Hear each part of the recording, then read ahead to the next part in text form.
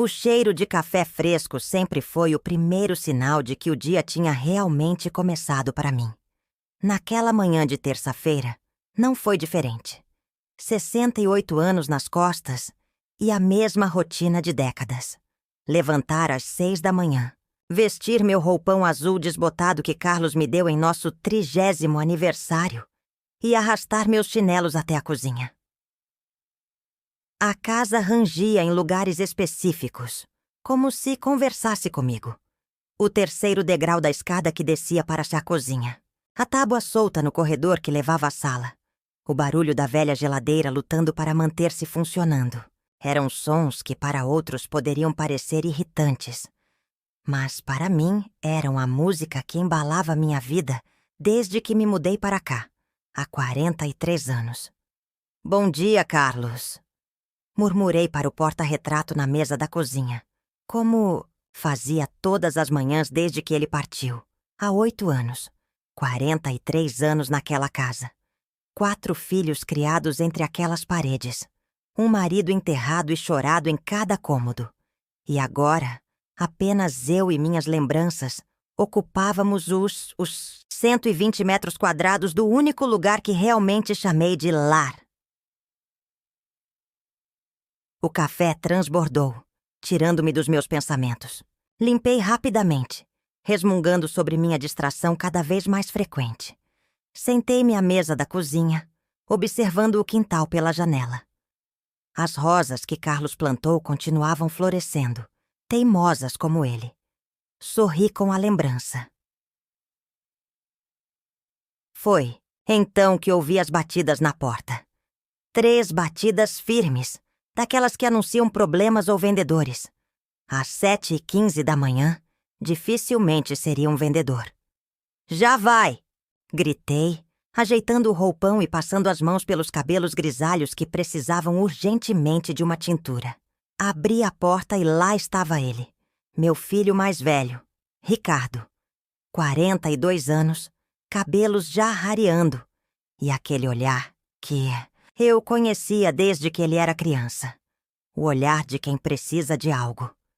Mãe, disse ele me dando um beijo rápido na testa e entrando sem esperar convite. Precisamos conversar. Fechei a porta, sentindo aquele aperto no peito que toda mãe sente quando pressente problemas. Ricardo nunca aparecia antes das 9, muito menos em dia de semana. Algo estava errado. Aconteceu alguma coisa com as crianças? Com a Márcia? Perguntei, seguindo-o até a cozinha. Não. Eles estão bem. Respondeu, servindo-se, de café sem pedir. É sobre a empresa, mãe. Ah, a empresa. O sonho que Carlos e Ricardo construíram juntos. Uma pequena distribuidora de materiais de construção que, nos últimos anos, havia crescido sob o comando do meu filho. Pelo menos era o que ele sempre me dizia nas raras visitas de domingo. O que tem a empresa? Perguntei, sentando-me novamente. Estamos com problemas, mãe. Problemas sérios. Ele passou a mão pelo rosto. Um gesto tão parecido com o do pai que por um momento sentiu um nó na garganta. A economia não ajudou. Perdemos alguns contratos grandes. E as dívidas, bem, elas se acumularam. Assenti, sem realmente entender o impacto do que ele estava dizendo. Nunca me envolvi nos negócios. Carlos sempre achou que essas coisas não eram para a cabeça de uma dona de casa. E eu, criada em outra época, aceitei esse papel sem questionar. E o que eu posso fazer para ajudar, filho? Perguntei, já imaginando que ele precisaria de dinheiro. Minha aposentadoria era modesta, mas eu tinha conseguido economizar um pouco ao longo dos anos. Ricardo respirou fundo, colocou a xícara de café sobre a mesa e tirou alguns papéis do bolso interno do paletó. Mãe, eu preciso que você assine estes documentos. É para um empréstimo que vai salvar a empresa. Ele falou rápido, como se quisesse acabar logo com aquilo. É só uma formalidade, na verdade. Como você é viúva do papai, e tecnicamente ainda tem parte da empresa, o banco exige sua assinatura. Olhei para os papéis que ele estendia. Várias folhas com letras pequenas que, mesmo com meus óculos, eu sabia que teria dificuldade para ler. E do que se trata exatamente, Ricardo?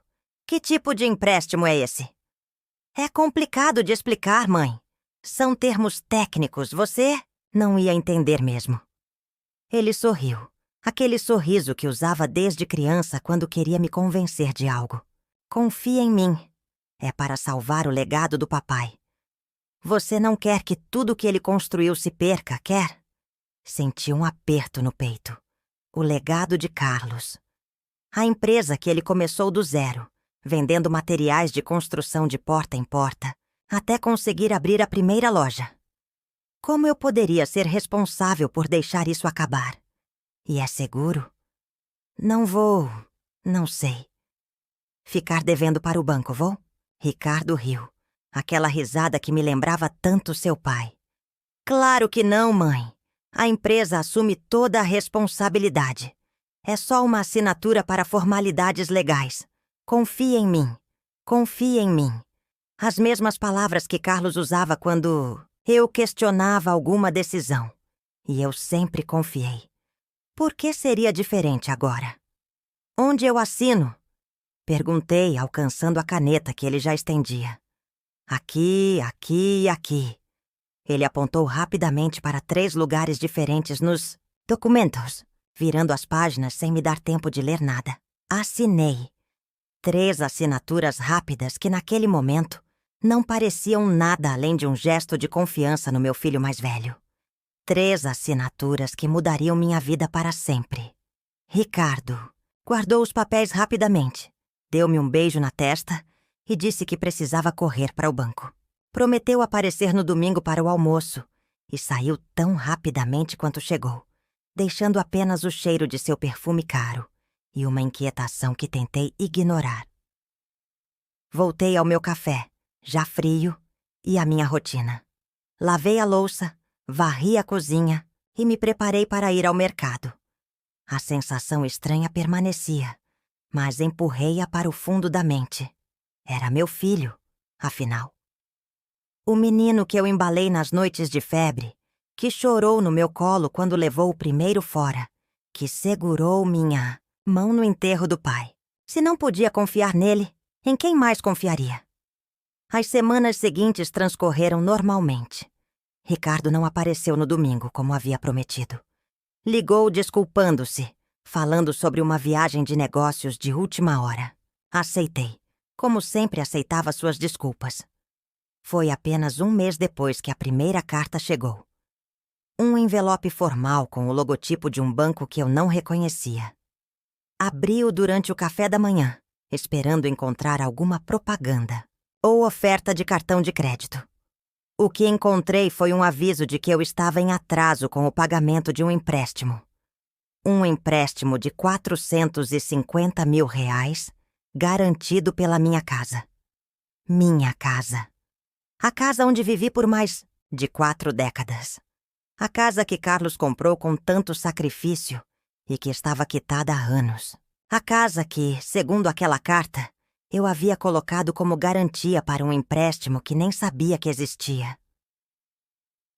O café esfriou enquanto eu lia e relia aquela carta, tentando entender o que estava acontecendo. As palavras pareciam dançar diante dos meus olhos. Hipoteca, garantia, inadimplência, execução. Com as mãos trêmulas, peguei o telefone e disquei o número de Ricardo. Caixa postal. Tentei novamente. E mais uma vez. Nada. Liguei para sua casa. Márcia, minha nora, atendeu com a voz sonolenta. Dona Teresa, aconteceu alguma coisa? Perguntou ela, claramente surpresa por receber minha ligação àquela hora. Preciso falar com o Ricardo, Márcia. É urgente. Ricardo está viajando, Dona Teresa. Não disse a senhora? Ele foi para o exterior fechar um negócio importante para a empresa. Volta em 2 semanas. 2 semanas. O prazo que a carta me dava para regularizar a situação era de 10 dias. Você tem algum número onde posso falar com ele? É realmente urgente, Márcia. Ele disse que estaria em áreas com pouco sinal, Dona Teresa. Mas posso tentar mandar uma mensagem se for realmente importante. É importante! Minha voz falhou. Diga a ele que recebi uma carta do banco, sobre a casa. Ele vai entender. Desliguei e fiquei olhando para o telefone, como se ele pudesse me dar as respostas que eu precisava. O que tinha acontecido? O que eram aqueles papéis que assinei? Como minha casa estava envolvida nisso? A resposta veio 3 dias depois, não de Ricardo, mas na forma de um homem de terno que bateu à minha porta pouco depois do almoço. Senhora Teresa Almeida? Perguntou ele com uma pasta na mão e expressão séria. Sim, sou eu. Meu nome é Marcelo Ribeiro, representante do Banco Nacional de Crédito. Ele estendeu um cartão que peguei com mãos trêmulas. Estou aqui para discutir a situação do seu empréstimo e as opções disponíveis antes de procedermos com a execução da garantia. Execução da garantia. Minha casa. Eu não sei do que o senhor está falando. Respondi, a voz fraca. Houve algum engano. Eu não fiz empréstimo nenhum. O homem me olhou com uma expressão que misturava impaciência e pena. Senhora Almeida, tenho aqui os documentos assinados pela senhora há pouco mais de um mês. Um empréstimo de R$450 mil, com sua residência como garantia. O primeiro pagamento estava previsto para 15 dias atrás e não foi realizado. Mas eu não, comecei a dizer, quando a memória daquela manhã com Ricardo voltou como um tapa. Os papéis, as assinaturas rápidas. Confie em mim. Posso entrar para conversarmos melhor? Perguntou o homem, e seu tom educado não escondia a firmeza de quem estava ali a trabalho. Dei um passo para o lado, permitindo sua entrada. Levei-o até a sala onde nos sentamos. Ele abriu a pasta e tirou uma cópia dos documentos que, agora eu me lembrava claramente, havia assinado a pedido do meu filho. Aqui está, senhora. Sua assinatura reconhecida em cartório. O valor foi liberado no mesmo dia para a conta indicada. No contrato, olhei para as assinaturas. Eram minhas, sem dúvida. Mas o resto do documento era um completo mistério para mim. Termos legais, cláusulas, condições que eu jamais havia lido. E para onde foi esse dinheiro? Perguntei, a voz quase sumindo. O homem consultou os papéis. Foi transferido para uma conta empresarial no nome de... Ele ajustou os óculos para ler melhor. Global Ventures Limitada. Conforme solicitado no contrato. Global Ventures. Nunca tinha ouvido falar dessa empresa. A distribuidora de Carlos e Ricardo chamava-se Almeida Materiais de Construção. Essa não é a empresa do meu filho. Falei mais para mim mesma que para o homem do banco. Senhora, isso não é relevante. Para nossa questão, ele disse, voltando aos papéis. O fato é que a senhora está inadimplente e, conforme as cláusulas do contrato, iniciamos o processo de execução da garantia. Em termos simples, o banco tomará posse desta residência para cobrir o valor do empréstimo não pago. Tomará posse da minha casa. As palavras caíram sobre mim como um balde de água gelada. O ar parecia ter sido sugado da sala. Isso não pode estar acontecendo, murmurei, sentindo as lágrimas se formarem. Deve haver algum engano. Meu filho... Ele disse que era apenas uma formalidade para essa empresa. O homem suspirou, claramente desconfortável, mas profissional demais para demonstrar qualquer empatia real. Senhora Almeida, lamento muito sua situação, mas os documentos são claros. A senhora assinou uma hipoteca usando este imóvel como garantia. O dinheiro foi liberado. O pagamento não foi feito. E agora o banco tem o direito legal de tomar posse da propriedade. Quanto tempo eu tenho? Perguntei, a voz quase inaudível. O prazo formal é de 30 dias a partir de hoje para desocupação voluntária. Ele consultou sua agenda. Isso nos leva até o dia 15 do próximo mês. Após essa data, seremos obrigados a solicitar uma ordem judicial de despejo. Despejo! Aos 68 anos, eu seria despejada da casa onde passei quase toda a minha vida adulta. Onde guardava cada memória do meu casamento, da criação dos meus filhos, dos natais em família que já não aconteciam há anos. E se eu pagar o empréstimo? Tentei desesperada.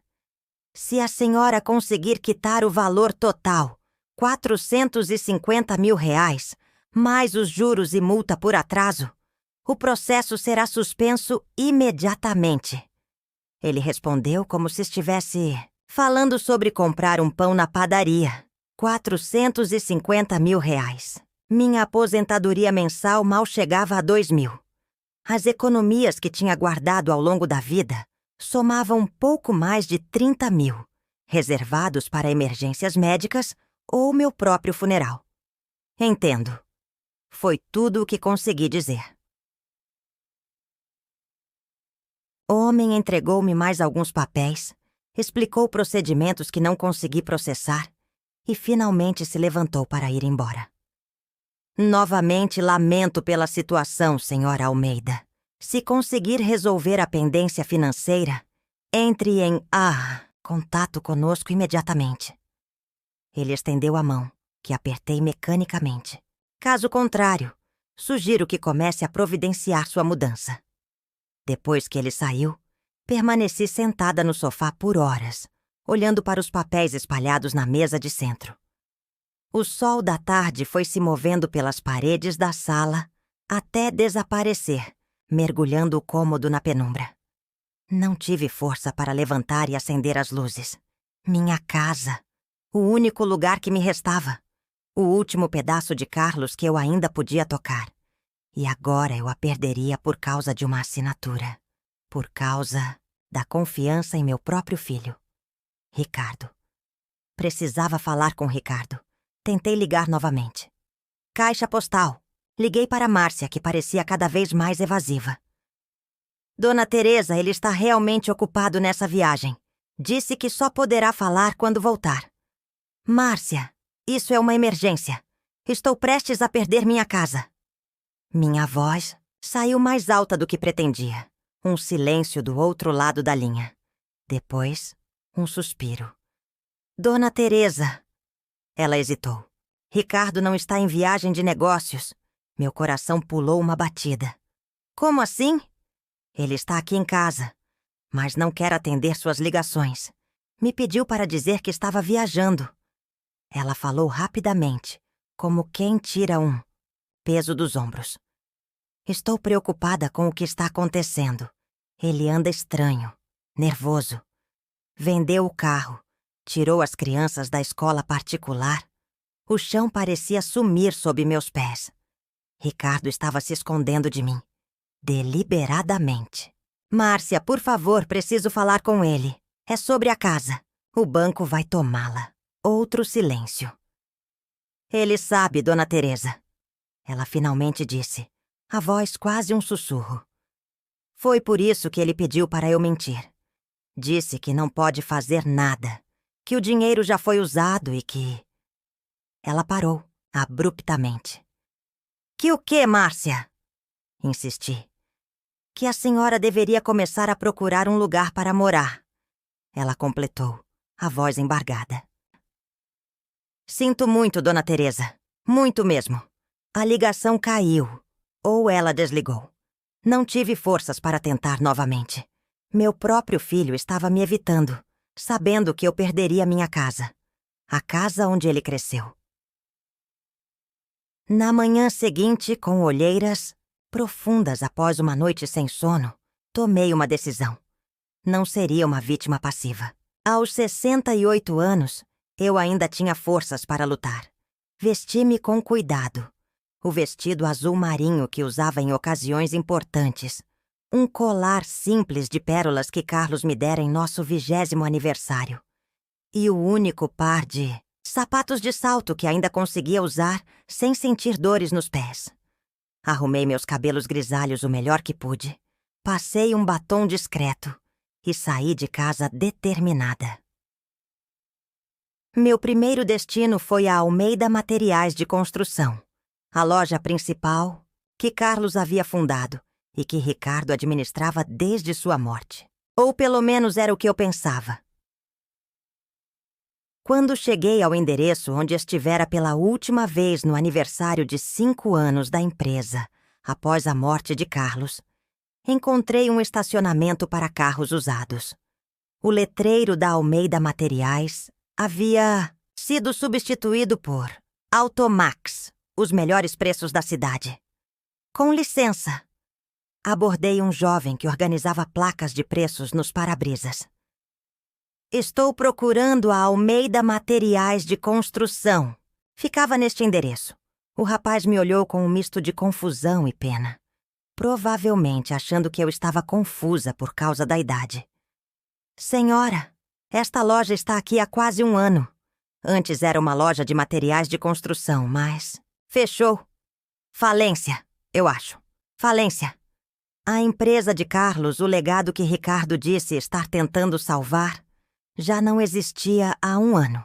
Então, para onde foi o dinheiro do empréstimo?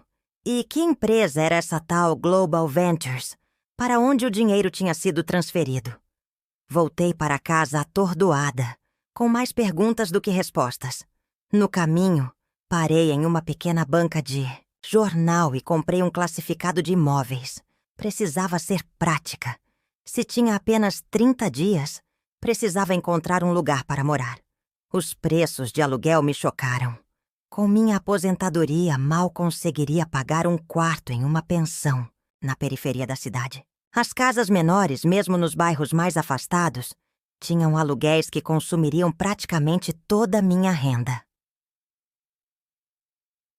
Ao chegar em casa, coloquei o jornal sobre a mesa da cozinha e sentei-me, olhando ao redor.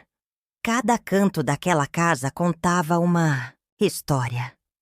O risco na parede da sala, feito quando Ricardo, aos 8 anos, tentou arrastar o sofá sozinho para construir um forte. A mancha no teto do corredor, resultado de uma infiltração que Carlos consertou num fim de semana chuvoso. O desgaste no piso da cozinha, exatamente onde eu ficava há horas preparando as refeições para minha família. Como poderia deixar tudo isso para trás? Não era apenas uma casa. Era o arquivo físico da minha vida. Mas não tinha escolha. A menos que, na manhã seguinte, tomei outra decisão difícil. Visitei meus outros 3 filhos, um por um. Laura, minha filha mais velha, morava a cerca de 40 minutos de carro, em um condomínio fechado. Seu marido era gerente de um banco, e eles levavam uma vida confortável. Não nos víamos com frequência. Talvez 2 ou 3 vezes por ano, em datas especiais. Mãe, que surpresa! Ela exclamou ao abrir a porta. O tom de espanto, em sua voz, deixava claro que minha visita não era apenas inesperada, mas completamente fora do comum. Desculpe aparecer sem avisar, filha, disse tentando sorrir. Podemos conversar? Laura me levou até a sala impecavelmente decorada, onde nada parecia fora do lugar. 2 sofás brancos, uma mesa de centro de vidro e nem um único brinquedo à vista. Apesar dos meus 2 netos que, segundo Laura, estavam na escola. Sentei-me e fui direto ao ponto. Contei tudo. Ricardo, os papéis que assinei, o banco, a perda iminente da minha casa. Meu Deus, mãe, como você pôde assinar algo sem ler? Foi sua primeira reação, o rosto contraído numa expressão que misturava incredulidade e reprovação. Confiei no seu irmão. Respondi simplesmente. Laura balançou a cabeça suspirando. E agora? O que você quer que eu faça? Engoli em seco.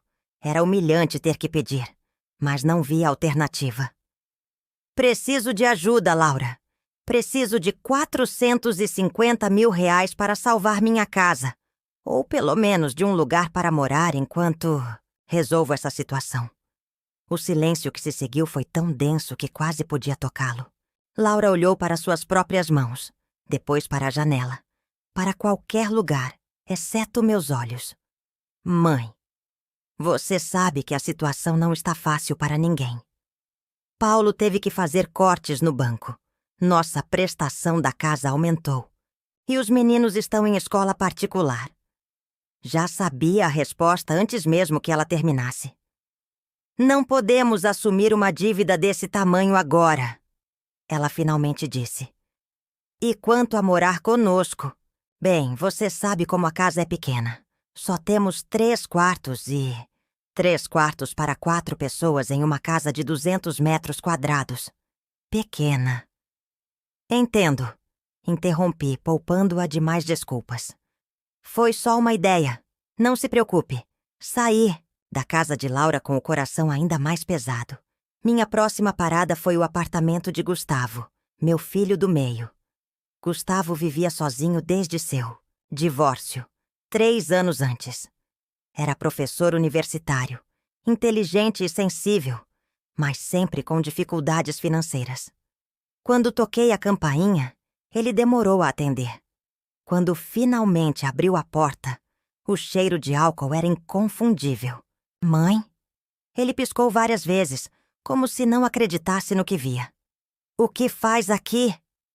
Repeti a história, esperando uma reação diferente. E foi. Gustavo ficou furioso. Não comigo, mas com Ricardo. Aquele filho da puta! Gritou, socando a parede da pequena sala. Sempre soube que ele era ganancioso, mas isso é criminoso, mãe. Gustavo, por favor, não fale assim do seu irmão. Pedi, ainda defendendo Ricardo por instinto. Talvez ele estivesse realmente desesperado para salvar a empresa. Que empresa, mãe? A Almeida Materiais faliu há mais de 1 ano. Todo mundo sabe disso. Ricardo está metido em alguma coisa suja, tenho certeza. A confirmação do que eu já descobrira me atingiu como um novo golpe. Então não era só uma impressão minha. A empresa realmente não existia mais. Gustavo, preciso de ajuda. Vou perder minha casa. Meu filho passou a mão pelos cabelos, frustrado. Mãe, você sabe que se eu tivesse, te daria até o último centavo. Mas estou afogado em dívidas desde o divórcio.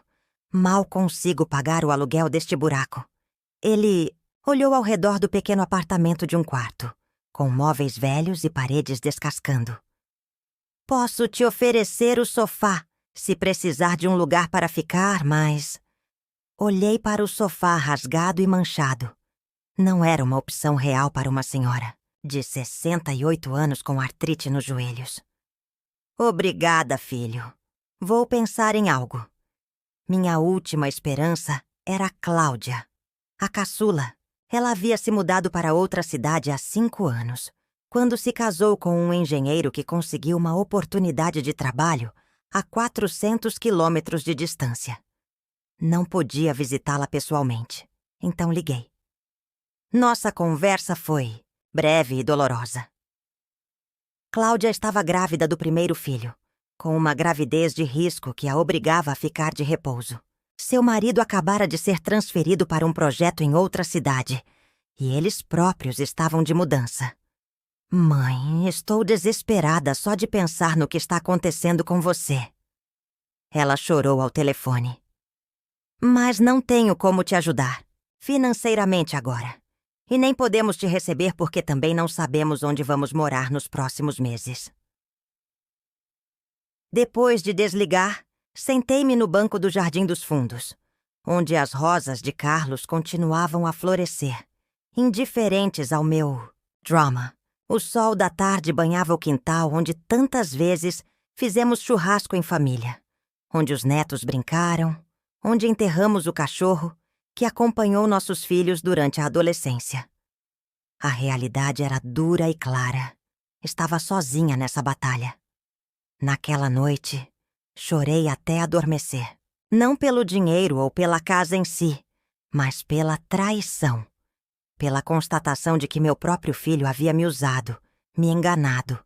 E agora nem ele nem meus outros filhos podiam ou queriam me ajudar. No dia seguinte, acordei com uma nova determinação. Se ninguém me ajudaria, eu ajudaria a mim mesma. Com os papéis do banco em mãos, procurei um advogado. Não um advogado caro.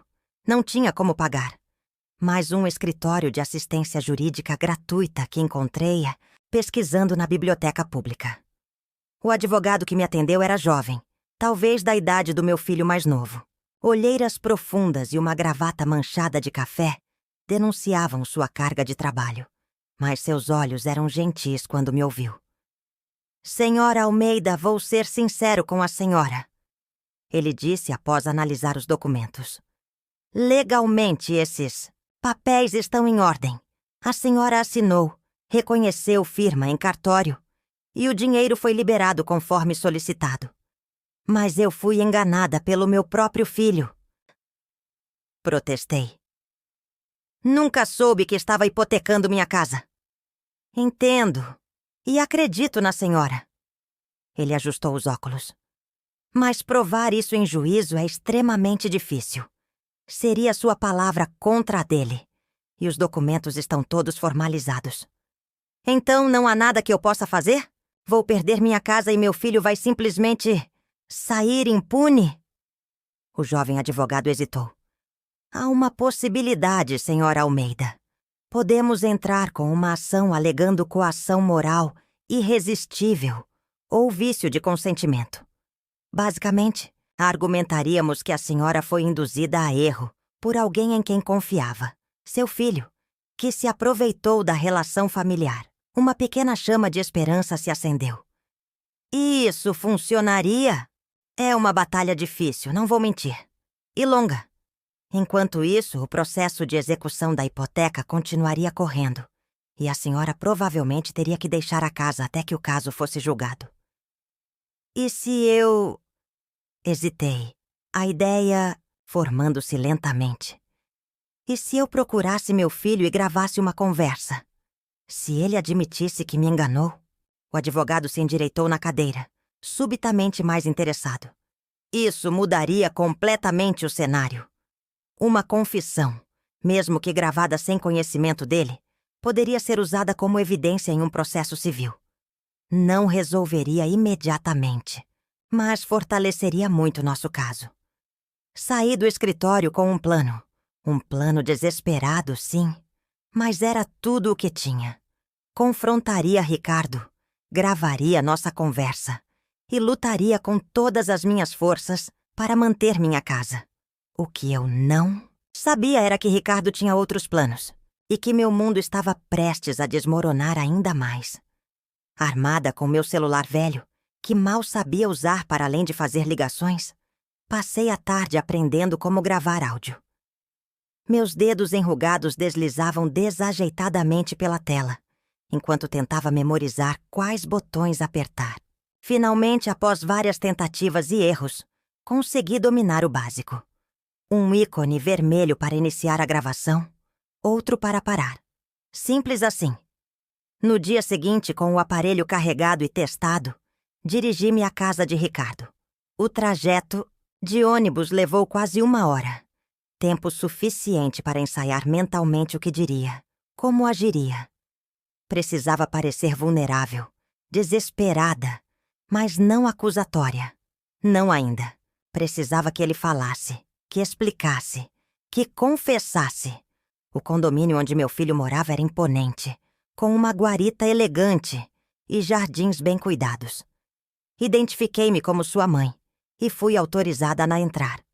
Enquanto caminhava pela Alameda, que levava até sua casa, notei que meu coração batia forte. Minhas mãos suavam. Nunca imaginei que um dia teria medo de confrontar meu próprio filho. Toquei a campainha e esperei. 1, 2, 3 minutos. Toquei novamente. Finalmente a porta se abriu. Não era Ricardo, mas Márcia, minha nora. Seus olhos estavam vermelhos e inchados. Dona Teresa, ela disse, a voz embargada. Preciso falar com o Ricardo.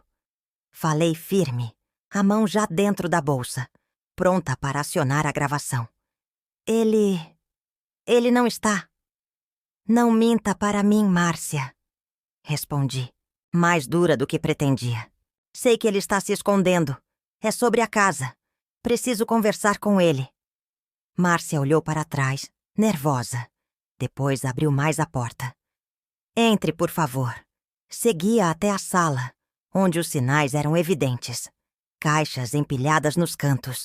Quadros retirados das paredes deixando marcas mais claras na pintura. A sensação inconfundível de uma casa sendo desocupada. Vocês estão de mudança? Perguntei confusa. Márcia sentou-se numa das poucas cadeiras que restavam e cobriu o rosto com as mãos. Quando voltou a me olhar, suas lágrimas corriam livremente. Ricardo foi embora, Dona Teresa. Como assim? Foi embora? Para onde? Não sei ao certo. Paraguai, talvez Argentina. Ele só disse que precisava sair do país por um tempo, resolver alguns problemas. O chão parecia sumir sob meus pés. Sentei-me também, as pernas de repente fracas demais para me sustentar. E você? As crianças? Vamos para a casa da minha mãe, em Belo Horizonte. Ela enxugou as lágrimas com as costas da mão. Ele nos abandonou, Dona Teresa. Disse que voltaria quando as coisas se acalmassem, mas... Já faz uma semana. E agora descubro que nossa conta conjunta está zerada. Que temos dívidas em todo lugar. As palavras de Márcia me atingiam como golpes físicos. Ricardo não havia apenas me traído, mas também sua própria família. O que aconteceu, Márcia? De verdade. Preciso saber. Ela respirou fundo, tentando se recompor. Nunca me meti nos negócios dele, sabe? Ele sempre disse que mulher não entendia dessas coisas. Ela riu sem humor, um som amargo. Igual seu Carlos dizia, não é? Assenti, reconhecendo a tio padrão. Mas nos últimos meses percebi que algo estava errado. Ele ficava nervoso, recebia ligações estranhas, começou a beber mais. Márcia levantou-se e foi até uma mesinha, onde uma garrafa de água e copos estavam dispostos. Serviu-nos a ambas antes de continuar. Quando a Almeida Materiais fechou, achei que ele começaria algo novo. Ele falava dessa tal Global Ventures. Dizia que era uma consultoria que estavam expandindo para o exterior. Chegou a comprar um carro novo. Fizemos uma viagem para a Europa. Ela parou, mordendo o lábio. Tudo mentira. Soube depois que ele estava afundado em dívidas, apostando forte no jogo, pegando dinheiro emprestado em todo lugar. E a hipoteca da minha casa? Perguntei, a voz falhando. Foi o último golpe dele, Dona Teresa. Márcia me olhou diretamente nos olhos, a culpa evidente em seu rosto. Eu sabia que ele ia pedir para a senhora assinar algo. Ele me contou, mas jurou que era só para refinanciar a empresa, que a senhora não correria risco nenhum. E você acreditou? Eu queria acreditar. Ela sussurrou. Assim como a senhora quis acreditar nele. Ficamos em silêncio por um momento. Duas mulheres unidas pela dor da traição do mesmo homem. E agora? Perguntei finalmente. Agora sobra para nós juntar os cacos.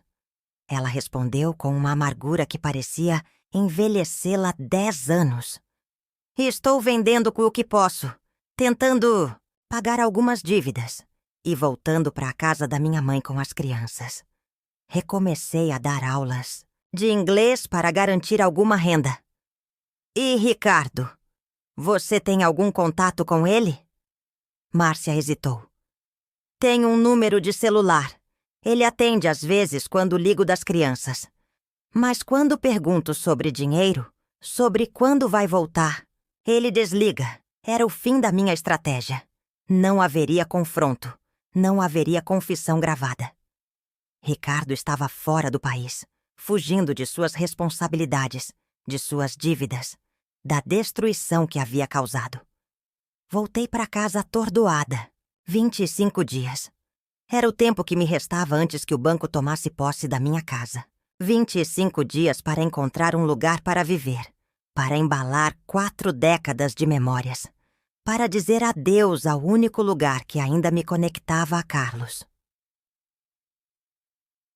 Os dias seguintes passaram em um borrão de desespero e atividade. Comecei a separar o que levaria comigo: roupas, alguns objetos pessoais, as fotografias de família, as cartas que Carlos me escrevera durante nosso namoro. O resto, móveis, eletrodomésticos, louças, teria que ficar para trás ou ser vendido a preços irrisórios. Uma semana antes da data final, ainda não tinha encontrado um lugar para morar que pudesse pagar com minha aposentadoria. As opções eram desanimadoras. Um quarto nos fundos da casa de uma família desconhecida, uma kitnet minúscula em um bairro perigoso, ou uma vaga em uma casa de repouso para idosos que parecia mais um depósito de gente do que um lar. Foi nesse momento que conheci Dona Zulmira. Ela era a proprietária de uma pequena mercearia na esquina da minha rua, onde eu comprava pão e leite quase todos os dias há anos. Nunca tínhamos conversado além das amenidades usuais sobre o tempo ou o preço dos produtos. Mas naquela manhã, ela notou meu abatimento. "A senhora não parece bem, Dona Teresa", comentou enquanto me entregava o troco. "Aconteceu alguma coisa?"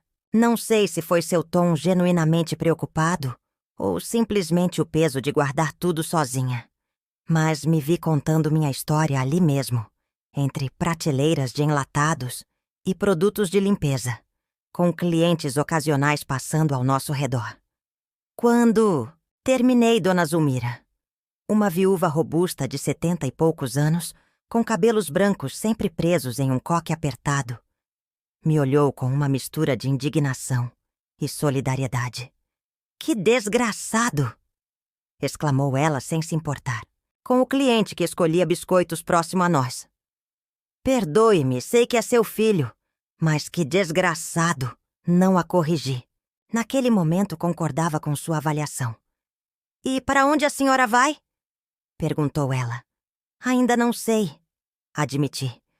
"Estou procurando algo que caiba no meu orçamento, mas..." Dona Zulmira ficou em silêncio por um momento, como se ponderasse algo. Então, com decisão súbita, contornou o balcão e virou a plaquinha da porta para "fechado". "Venha comigo", disse, tirando o avental. "Quero lhe mostrar uma coisa." Seguia, intrigada, até uma porta nos fundos da mercearia que levava a uma escada estreita. Subimos até o 2º andar, onde havia um pequeno apartamento.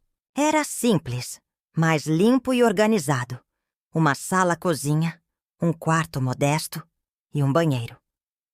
"Meu marido e eu moramos aqui por 40 anos, até ele falecer", explicou ela, abrindo as janelas para arejar o ambiente. "Depois, me mudei para a casa da minha filha, do outro lado da cidade. Mais perto do hospital, sabe? Minha pressão anda uma loucura, mas venho todos os dias abrir a mercearia. Não consigo me desfazer dela. São memórias demais." Olhei ao redor, começando a entender onde ela queria chegar. "Dona Zulmira, não é grande coisa", ela continuou como se não tivesse me ouvido. "E tem a escada, que pode ser um problema para a senhora no futuro.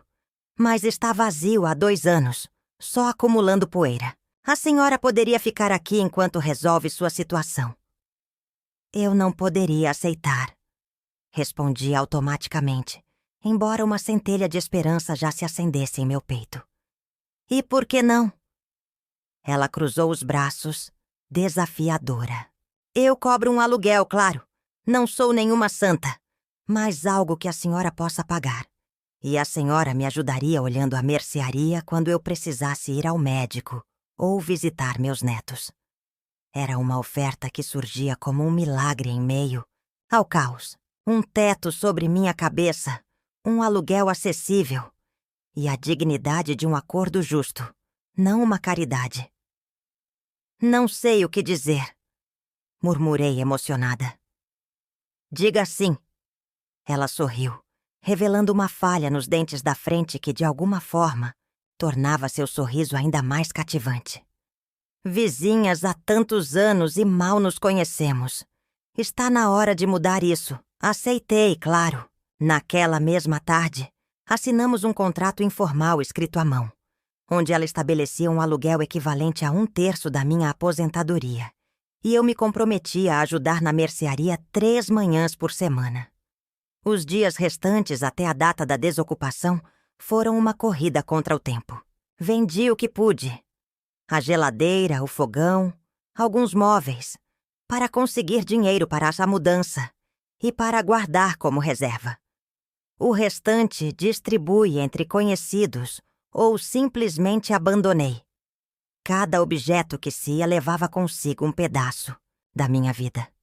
A mesa da sala onde comemoramos tantos natais. O sofá onde Carlos adormecia assistindo futebol aos domingos. A cama onde concebemos nossos filhos. Onde ele deu seu último suspiro. Na véspera do prazo final, com o pequeno apartamento de Dona Zulmira já parcialmente organizado com o pouco que pude levar, voltei uma última vez à minha casa. Estava quase vazia agora. Os cômodos ecoando meus passos de uma forma que nunca haviam feito antes. Caminhei lentamente por cada ambiente, despedindo-me. Na cozinha, passei a mão pela bancada onde havia preparado milhares de refeições. No quintal, me despedi das roseiras de Carlos, que outro alguém agora cuidaria. Ou, mais provavelmente, arrancaria para dar lugar a algo mais moderno. No quarto que fora nosso, sentei-me no chão vazio e chorei. Chorei por Carlos, que construíra aquela casa com tanto amor. Chorei pelos filhos que criei ali e que agora estavam dispersos, cada um em sua própria vida. Chorei pelo filho que me traíra, que escolhera o dinheiro acima do bem-estar da própria mãe. Acima de tudo, chorei por mim mesma. Pela mulher que sempre confiou demais, que sempre colocou a família acima de si mesma, que nunca questionou quando deveria. A mulher que, aos 68 anos, estava recomeçando do zero. Quando as lágrimas finalmente secaram, já era noite. A casa estava escura, exceto pela luz da lua que entrava pelas janelas sem cortinas. Levantei-me, as juntas doloridas pelo tempo sentada no chão duro, e fiz meu caminho até a porta da frente. Antes de sair, virei-me uma última vez. Adeus!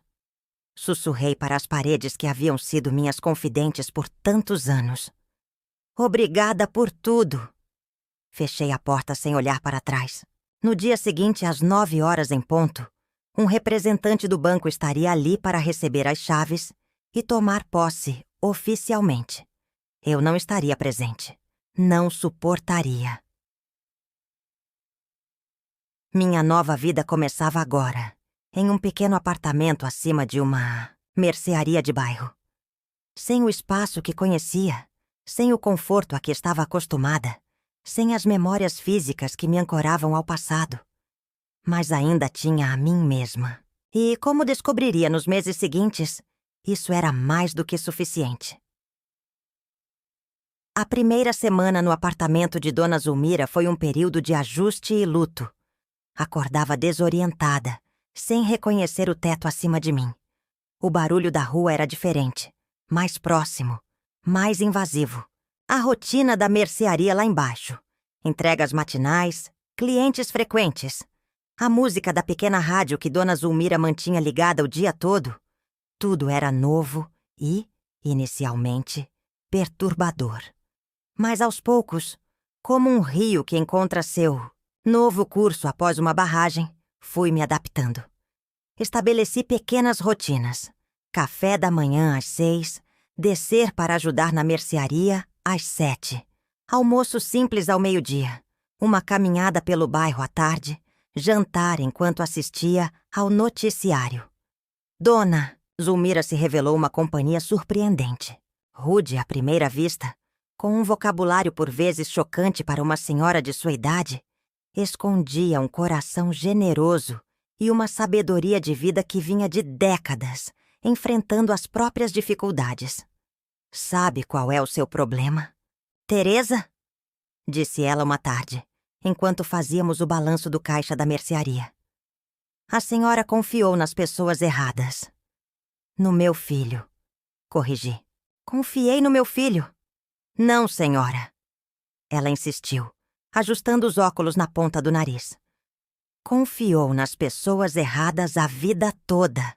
Primeiro, no seu marido, que Deus o tenha, mas que, pelo que me conta, nunca deixou a senhora saber nada de dinheiro ou negócios. Depois, nos seus filhos, especialmente esse desgraçado do Ricardo que viu na senhora uma presa fácil, exatamente porque a senhora nunca aprendeu a se defender. Suas palavras eram duras, mas havia verdade nelas. E o que eu deveria ter feito? Perguntei, sentindo uma pontada de irritação. Desconfiar de todos? Não. Ela sorriu, revelando novamente a falha nos dentes. Deveria ter confiado mais em si mesma. Na sua capacidade de entender as coisas, de tomar decisões, de dizer não quando necessário. Aquela conversa ficou martelando em minha mente por dias. Confiança em mim mesma. Era algo que nunca havia realmente considerado. Sempre fui a esposa de Carlos, a mãe dos meninos, a avó das crianças. Nunca, apenas Teresa, uma mulher com vontade própria, com discernimento, com força. Foi essa reflexão que me levou a uma decisão importante. 1 mês após a mudança, procurei novamente o jovem advogado da assistência jurídica. Quero processar meu filho. Anunciei, assim que me sentei à sua frente. Ele pareceu surpreso com minha determinação. Senhora Almeida, pensei que tínhamos discutido as dificuldades desse caso. Sem uma confissão. Não tenho a confissão, mas tenho outras provas. Interrompi, abrindo a pasta que havia trazido. Descobri que a empresa para onde o dinheiro foi transferido, a Global Ventures, foi aberta em nome da minha nora. Ela não sabia. Ricardo usou os documentos dela sem conhecimento. Tenho aqui uma declaração dela confirmando isso. O advogado pegou o papel, lendo-o com interesse crescente. Isso é significativo. Sua nora estaria disposta a testemunhar? Sim, confirmei. Ela está tão furiosa quanto eu. Ricardo a abandonou com 2 crianças e um monte de dívidas. Além disso, continuei tirando mais papéis da pasta. Tenho aqui os extratos bancários que ela me forneceu, mostrando grandes saques logo após o dinheiro do empréstimo ser depositado. E mais, consegui rastrear para onde foi parte desse dinheiro. Coloquei sobre a mesa recibos de casas de apostas, compras de alto valor, transferências para contas no exterior. Como a senhora conseguiu tudo isso? Perguntou o advogado, claramente impressionado. Digamos que descobri talentos que não sabia que tinha. Respondi, pensando nas tardes na biblioteca pública, aprendendo a navegar na internet, nas visitas ao banco com Dona Zulmira, que conhecia o gerente há décadas, nas longas conversas com Márcia, construindo confiança e coletando informações. Então, podemos seguir com o processo? O advogado sorriu. Um sorriso que misturava admiração e determinação profissional. Sim, senhora Almeida. Podemos e vamos. O processo judicial foi longo, exaustivo e educativo. Durante quase 1 ano, mergulhei em um mundo que sempre me fora estranho. Audiências, petições, provas, depoimentos. Palavras como litigante, perícia e dolo tornaram-se parte do meu vocabulário cotidiano. Aos 69 anos, eu estava aprendendo um novo idioma. O idioma da justiça e dos meus direitos. O jovem advogado Dr. Paulo mostrou-se incansável. Mesmo com sua carga pesada de casos gratuitos, dedicou-se ao meu com um entusiasmo que me comovia. A senhora tem um caso sólido, repetia ele a cada nova evidência que reuníamos. Não é apenas sobre recuperar bens. É sobre justiça. Enquanto o processo corria, minha vida se reconstruía lentamente no pequeno apartamento sobre a mercearia.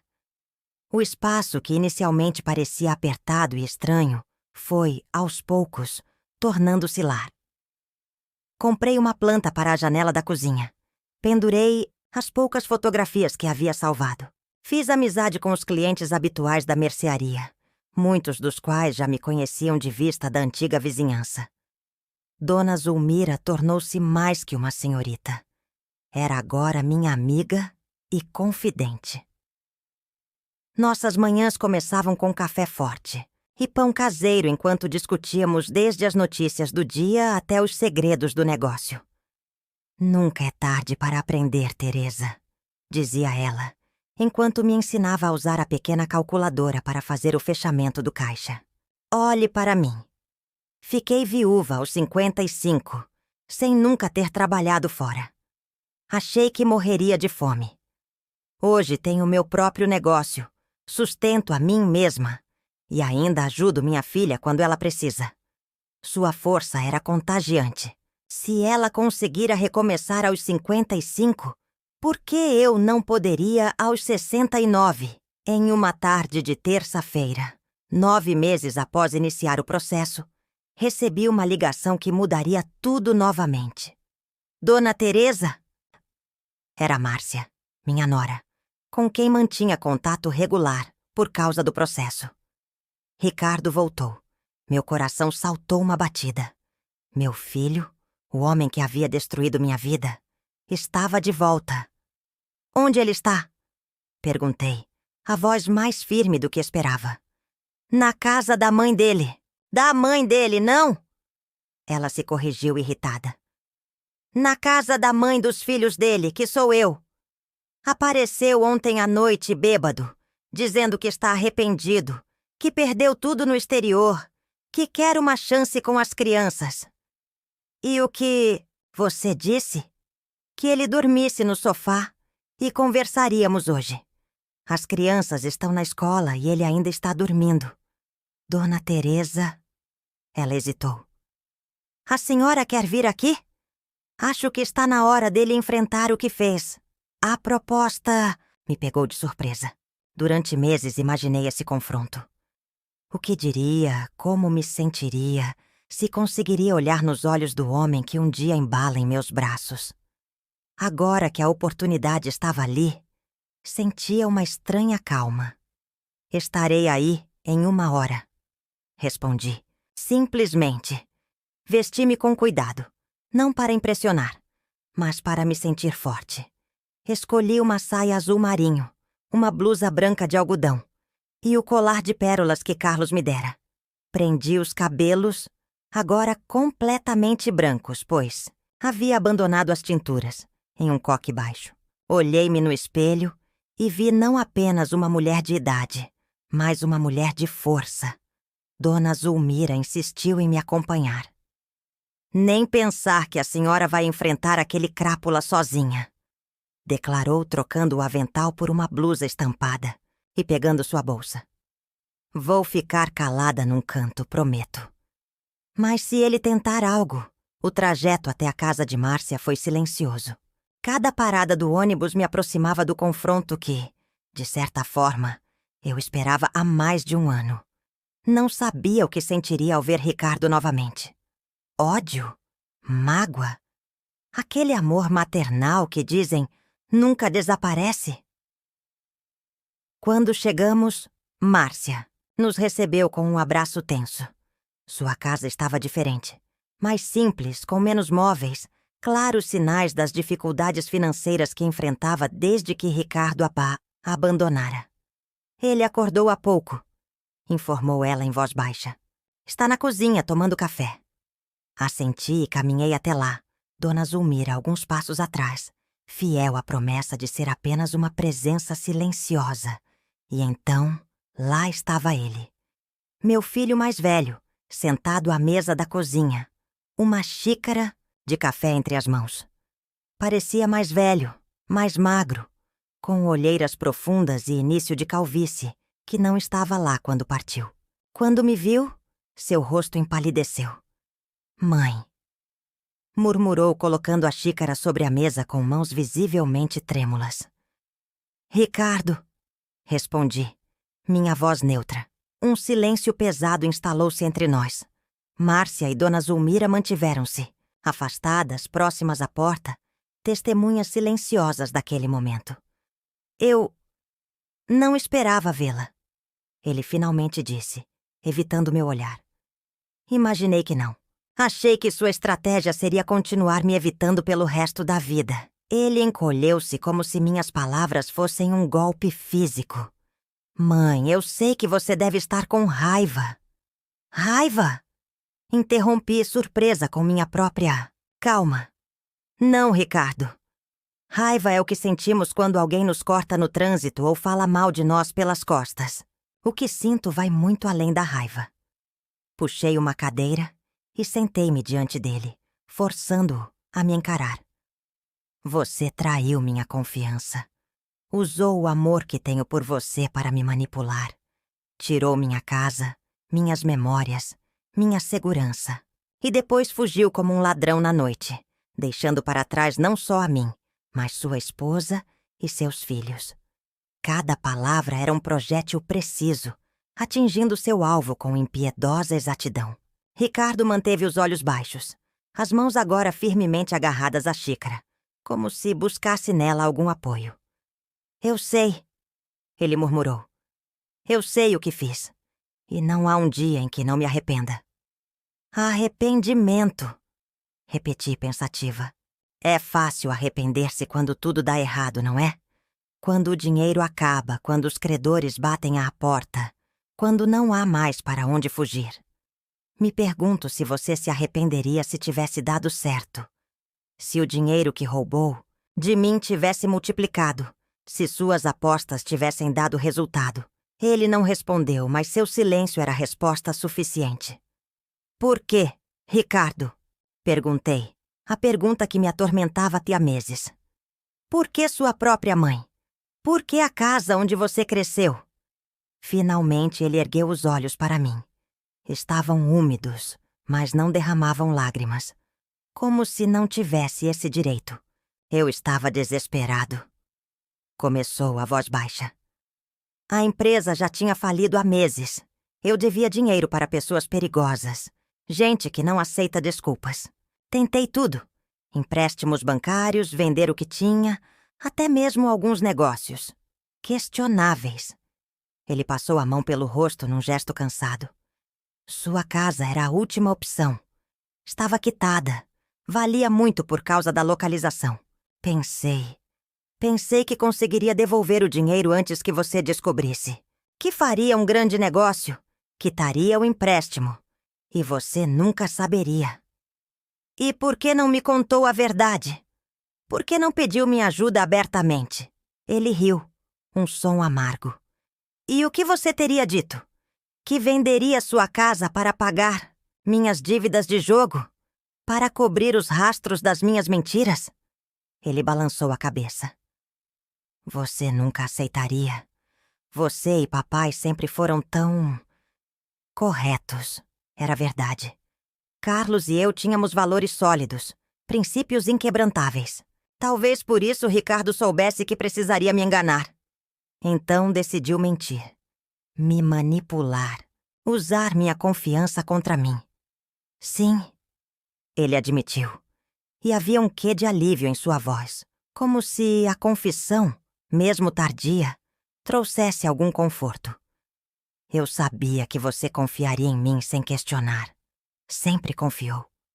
Aquelas palavras atingiram-me de uma forma inesperada.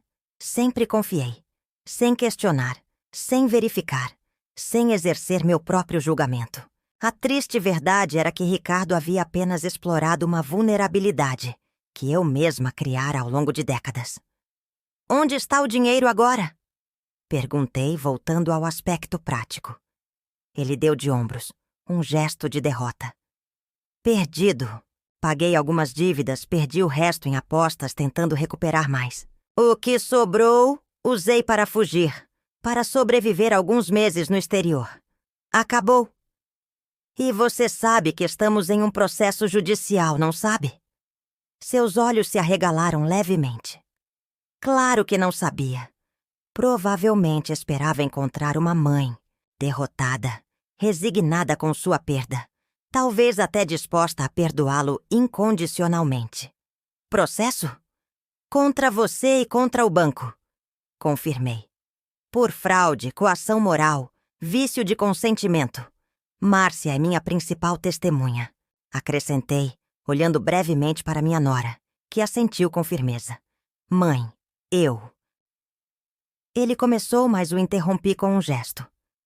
Não me chame de mãe, disse, as palavras saindo antes que pudesse contê-las. Não agora. Não depois do que fez. Ele encolheu-se novamente como se tivesse levado um tapa. O que você quer de mim? Perguntou finalmente, a voz quebrada. Era uma boa pergunta. O que eu queria? Vingança? Justiça? Reparação? Durante meses achei que queria minha casa de volta, minhas memórias, minha vida anterior. Mas sentada ali diante do homem quebrado que um dia fora meu orgulhoso filho mais velho, percebi que o que eu realmente queria era mais profundo. Quero que você assuma a responsabilidade, respondi após um momento de reflexão. Legalmente, que confesse o que fez, formalmente no processo, que dê um depoimento ao meu advogado, explicando como me enganou, como usou minha confiança contra mim. E se eu fizer isso?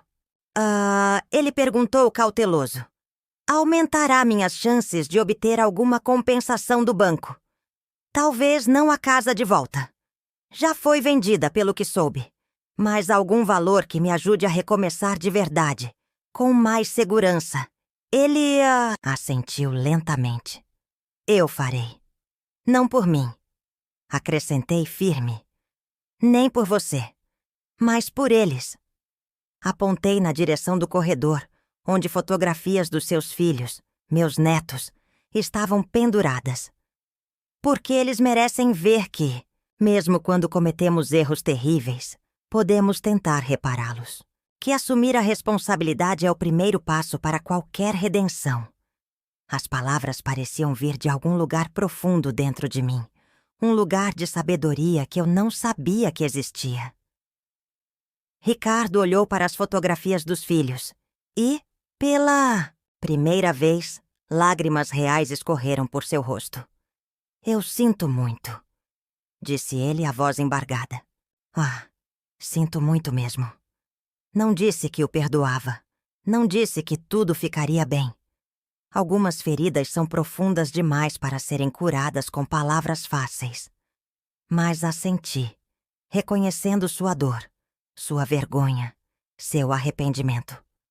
Amanhã, às 9h, no escritório do meu advogado. Disse levantando-me. Não se atrase. Ele concordou, secando as lágrimas com as costas da mão. Um gesto que me lembrou o menino que ele fora um dia. Por um breve momento, senti aquela familiar, pontada de amor maternal, aquela vontade de proteger, de confortar. Mas a reprimi. Algumas lições precisam ser aprendidas da maneira mais dura. Saí da cozinha sem olhar para trás. Dona Zulmira imediatamente ao meu lado, um braço firme em meus ombros. Márcia nos acompanhou até a porta. A senhora foi incrível, sussurrou, ela me abraçando. Obrigada por mostrar que podemos enfrentar o que nos machuca. Preciso aprender isso também. No caminho de volta, no ônibus chacoalhante, Dona Zulmira finalmente quebrou seu voto de silêncio. Nunca vi nada igual, declarou alto o suficiente para atrair olhares curiosos. A senhora entrou lá como uma leoa, sem gritos, sem drama, só força pura. Sorri, exausta, mas estranhamente em paz. Não me sinto como uma leoa. Me sinto como uma mulher de 69 anos que finalmente aprendeu a confiar em si mesma. 3 meses depois, o processo chegou a um acordo, com o depoimento de Ricardo, detalhando como havia me enganado deliberadamente, O banco preferiu evitar a má publicidade de um julgamento completo. Não recuperei minha casa. Como previsto, já havia sido vendida a terceiros. Mas recebi uma compensação financeira significativa. R$ 200 mil. Não era o valor total do empréstimo, nem chegava perto do valor emocional da minha casa, mas era suficiente para me dar um novo começo, com dignidade. A primeira coisa que fiz foi procurar um pequeno apartamento para comprar. Nada luxuoso, apenas um lugar que fosse realmente meu, onde pudesse viver meus últimos anos com segurança. "A senhora não vai me deixar, vai?" perguntou Dona Zulmira quando contei sobre meus planos, seu rosto habitualmente severo mostrando uma vulnerabilidade rara. "Nunca", prometi, segurando suas mãos nodosas. "Mas preciso de um lugar só meu. Preciso saber que ninguém pode tirá-lo de mim novamente." Ela entendeu. No mês seguinte, comprei um pequeno apartamento de 1 quarto a apenas 2 quadras da mercearia. Era simples, mas acolhedor, com uma varanda onde coloquei vasos de plantas e uma cadeira de balanço. Nas paredes pendurei as poucas fotografias que salvara da casa antiga, mais algumas novas que começara a tirar. Eu e Dona Zulmira na mercearia, eu com meus netos em um domingo de visita, eu sozinha, sorrindo para a câmera em meu 70º aniversário. Continuei trabalhando na mercearia 3 manhãs por semana. Não mais por necessidade, mas por escolha. Aquele pequeno comércio de bairro havia se tornado mais que um local de trabalho. Era uma comunidade, um lugar onde me sentia útil e valorizada. Ricardo cumpriu sua palavra e assumiu toda a responsabilidade legal pelo que havia feito. Foi condenado a prestar serviços comunitários e a pagar uma indenização que, dado seu estado financeiro deplorável, provavelmente levaria décadas para quitar. Nosso relacionamento permaneceu distante, formal. Algumas pontes, uma vez queimadas, não podem ser totalmente reconstruídas, mas ele estava tentando, com sua família, com seus filhos e a seu modo comigo também. Laura e Cláudia, meus outros filhos, ficaram horrorizadas quando finalmente souberam a extensão do que Ricardo havia feito. Tentaram compensar sua ausência anterior com visitas mais frequentes, convites para almoços de domingo, presentes em datas especiais. Aceitei suas aproximações com cautela. O amor permanecia, claro, mas a confiança... a confiança é como cristal. Uma vez quebrada, mesmo quando colada, nunca mais é a mesma. Em uma tarde ensolarada de domingo, 1 ano e meio após perder minha casa, sentei-me na varanda do meu novo apartamento. De lá podia ver a rua movimentada, as pessoas passando, a vida seguindo seu curso.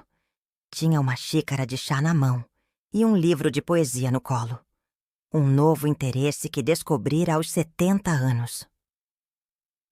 Dona Zulmira apareceu para nossa conversa, semanal, trazendo pães frescos e fofocas do bairro. Sentou-se na cadeira ao lado da minha, grunhindo ao acomodar seu corpo robusto. "Sabe, Teresa", disse ela após um momento de silêncio contemplativo, "a senhora está diferente. Como assim? Mais leve, mais forte, como se tivesse se livrado de um peso." Refleti sobre suas palavras, observando o vapor que subia da minha xícara de chá. Ela estava certa. Apesar de tudo que perdera, a casa, as memórias físicas, a inocente confiança no mundo, havia ganho algo muito mais valioso. A mim mesma. "Sabe o que percebi, Zulmira?" disse, olhando para o horizonte onde o sol começava a se pôr. "Perdi minha casa, mas encontrei minha dignidade. Perdi objetos, mas ganhei clareza. Perdi a confiança cega, mas ganhei discernimento." Ela assentiu, compreendendo perfeitamente o que eu queria dizer. A vida tem dessas coisas. Às vezes precisamos perder tudo para descobrir o que realmente importa. Ficamos em silêncio. 2 mulheres que a vida havia testado e que, de alguma forma, haviam encontrado força para seguir em frente, para reconstruir, para redescobrir o valor da própria existência. A noite caía lentamente. As primeiras estrelas começavam a pontilhar o céu. Dali a pouco, entraríamos, prepararíamos um jantar simples, conversaríamos sobre tudo e sobre nada. E amanhã seria um novo dia, com novas descobertas, novos desafios, novas oportunidades de exercer essa nova confiança. Não nos outros, mas em mim mesma. Aos 70 anos, eu estava apenas começando. Se você está lendo minha história, talvez esteja passando por algo semelhante. Uma traição, uma perda, um momento em que o chão desaparece sob seus pés. Ou talvez esteja apenas se preparando para os desafios que a vida inevitavelmente traz. O que aprendi, através da dor e da reconstrução, é que nossa verdadeira casa não é feita de tijolos e argamassa, mas de autodescoberta e autoconfiança. Nossa verdadeira segurança não vem de paredes e tetos, mas da certeza de que, não importa o que aconteça, somos capazes de recomeçar. A confiança, essa força delicada que nos conecta uns aos outros, é preciosa demais para ser entregue, sem critério, mesmo àqueles que amamos. O discernimento não é desconfiança, é autoproteção. O questionamento não é desrespeito, é autopreservação. Hoje, sento-me em meu pequeno apartamento, cercada não pelas memórias do passado, mas pelas possibilidades do presente. Descobri que a vida não termina com uma perda devastadora. Ela se transforma. E nós também. Se minha história tocou você de alguma forma, compartilhe-a, não para expor a dor ou buscar compaixão, mas para que outras pessoas, especialmente mulheres da minha geração, criadas para confiar e aceitar sem questionar, possam encontrar força para defender sua dignidade, para exigir respeito, para confiar acima de tudo em si mesmas. Porque, no final, é isso que realmente importa. Não a casa que perdemos, mas a dignidade que encontramos ao longo do caminho.